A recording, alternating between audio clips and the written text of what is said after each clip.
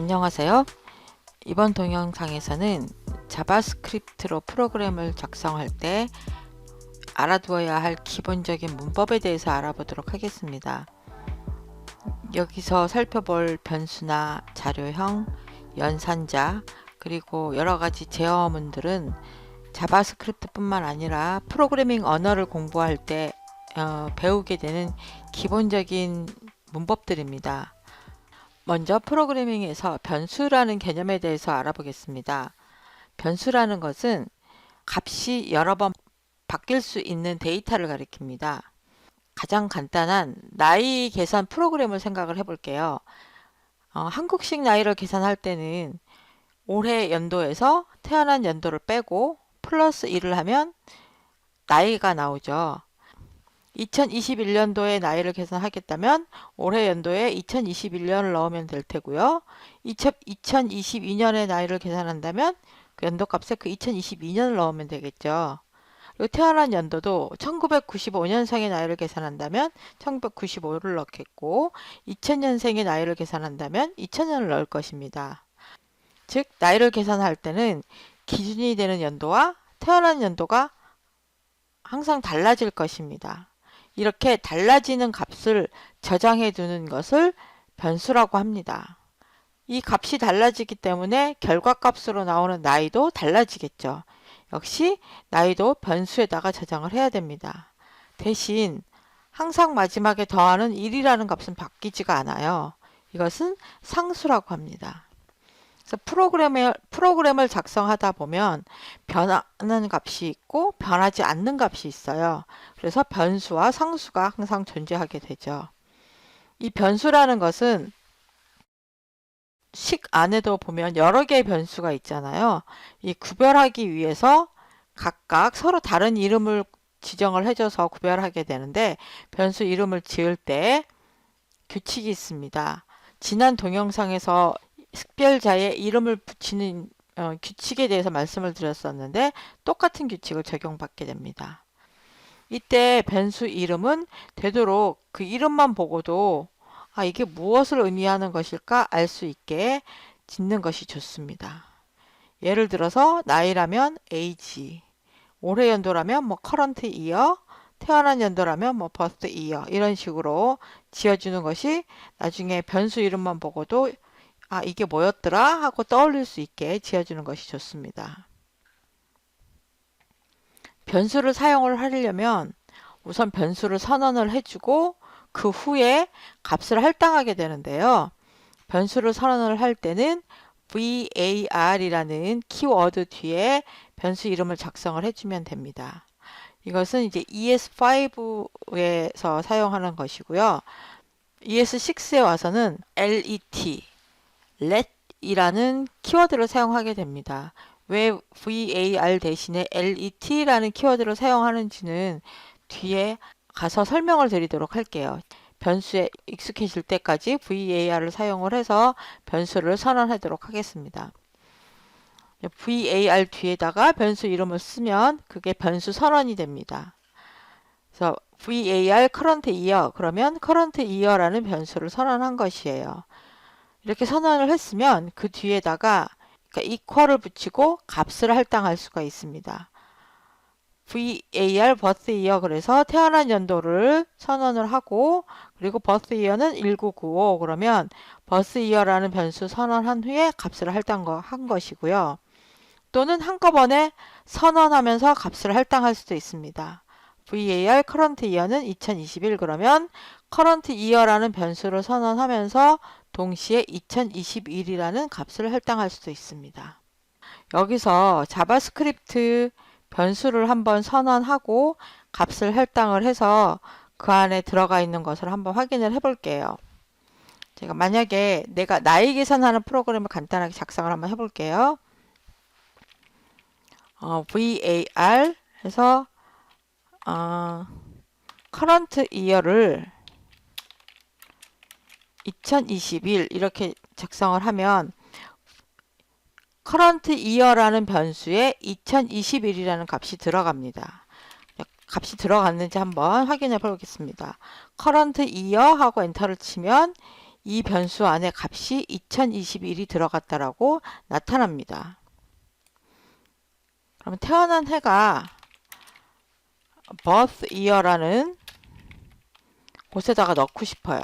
그럼 이렇게 선언을 먼저 하고 그 다음에 birth year에다가 값을 넣을 수도 있어요.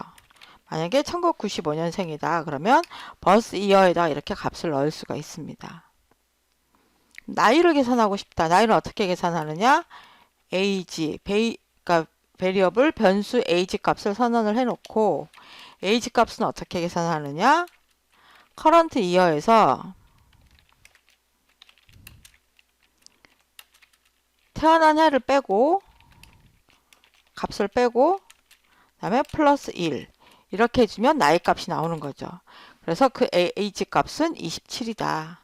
1995년생이 2021년에는 27살이 된다. 이렇게 계산이 되는 거예요. 그러니까 간단한 자바스크립트 계산식을 이렇게 만들 수가 있습니다. 콘솔 창에서 계산을 해볼 수가 있겠죠. 실제로 자바스크립트 소스는 웹문서에다가 넣어야 하는데 지금 우리는 변수를 선언하고 변수 안에 들어간 값을 확인해 보는 거라서 이렇게 콘솔 창에서 확인해 볼 수가 있습니다. 실제 나이를 계산하는 자바스크립트 소스는 이렇게 생겼어요. var current year는 2021년이고 태어난 해는 var birth year 그 다음에 var age는 계산한 나이 값을 저장할 변수입니다. 그래서 태어난 해를 프롬프트 창을 이용을 해서 연도를 입력하도록 했어요. 1995라고 입력을 해주면 그 값을 받아서 프롬프트 창에 입력한 값을 받아서 그 값이 birth year에다가 들어가게 됩니다.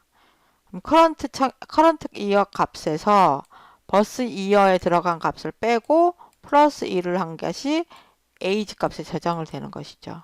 그래서 도큐먼트 라이트를 앞에서 배웠었죠. 도큐먼트 라이트를 이용을 해서 값을 age 화면에다가 표시해 준 것입니다. 웹브라우저에서 콘솔 창을 좀 열어보았습니다. 우리가 눈으로 보면 얘가 숫자고 얘는 문자다라는 걸 알 수가 있지만 컴퓨터한테 작업을 시킬 때는 이 부분은 숫자고 이 부분은 문자라는 걸 따로 알려줘야 됩니다. 이렇게 컴퓨터가 처리할 수 있는 자료의 형태를 자료형이라고 해요. 자바스크립트에서 처리할 수 있는 자료형은 숫자나 문자, 그리고 배열, 논리형, 그다음에 특수 형태로 뭐 undefined, null 이런 것들이 있습니다. 한번 어떤 형태인지 잠깐 보여드리도록 할게요. 자바스크립트에서는 type of라는 문이 있습니다. type of 다음에 내가 확인하고 싶은 변수나 숫자를 넣어주면 돼요. type of 1, 2, 3 그러면 얘는 숫자예요. 만약에 type of 안녕하세요 라고 넣어볼까요? 그럼 얘는 string이라고 나옵니다. string은 문자열을 말합니다. 우리 흔히 말하는 그러니까 글자로 이루어진 부분 이것을 문자열이라고 합니다. of 1, 2, 3 이렇게 하면 이것도 역시 문자열입니다. 문자열은 따옴표로 묶인 것을 문자열이라고 해요. 분명 우리 눈에는 숫자로 보이지만 숫자에 따옴표를 붙이면 이것은 문자열이 됩니다. 참과 거짓을 나눌 수 있는 논리형이라는 게 있습니다. type of 1이 10보다 큰가라고 물어봤을 때 얘는 불리언이라고 나와요. 불리언이 바로 논리형입니다. 논리형이라는 것은 참이거나 거짓이거나 1이 10보다 크냐고 물어볼게요. 얘는 false예요. 틀렸다는 얘기거든요. 1이 10보다 작다. 그러면 얘는 true예요. 참이거나 거짓인 값을 가지는 것은 불리언이라고 합니다. 이것은 보통 언제 사용하냐면 조건을 따졌을 때 조건을 따져서 이 조건이 맞으면 이렇게 행동해라. 이 조건이 틀리면 이렇게 행동해라. 라고 따질 때 필요한 것이 이런 불리언, 논리형 자료입니다. 그리고 배열이 있어요. 배열은 하나의 변수에 여러 개의 값을 저장하는 것을 말합니다. 우리는 아까 current year라는 것에 이 변수에 하나의 값만 저장을 했습니다. 근데 하나의 변수에 여러 개의 값을 저장할 수가 있어요. 이렇게 하면은 season이라는 변수 하나에 4개의 값이 들어가는 거예요. 자, season 해볼까요? 이렇게 하면 괄호 안에 4라고 되어 있습니다. 이 변수 안에 값이 4개가 있다는 뜻입니다.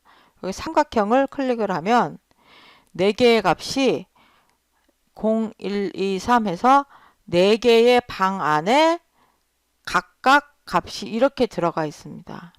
이때 0부터 3까지를 인덱스라고 해요.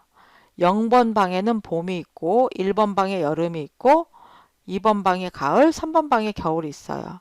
그래서 시즌이라는 것은 4개의 방으로 구성된 변수이고 각 방에는 순서대로 봄, 여름, 가을, 겨울이 있습니다. 그리고 방 번호, 인덱스는 0부터 시작을 합니다. 이 경우에 시즌 그래서 방번호 0 이렇게 치면 봄이 나오고요. 시즌 방번호 3을 치면 겨울이 나옵니다. 그래서 괄호 안에 방번호를 넣어서 원하는 방에 있는 값을 불러서 사용할 수도 있습니다. 이것을 배열이라고 합니다. type of season 해볼까요? 그러면 오브젝트, 배열도 오브젝트의 일종입니다. 또 다른 유형 중에 undefined라는 게 있어요. undefined는 뭐냐면 그러니까 variable 하나 선언을 해볼게요. current라는 배열을 선언을 하겠습니다.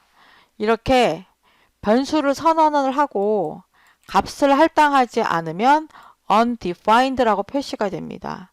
undefined도 하나의 자료형이에요.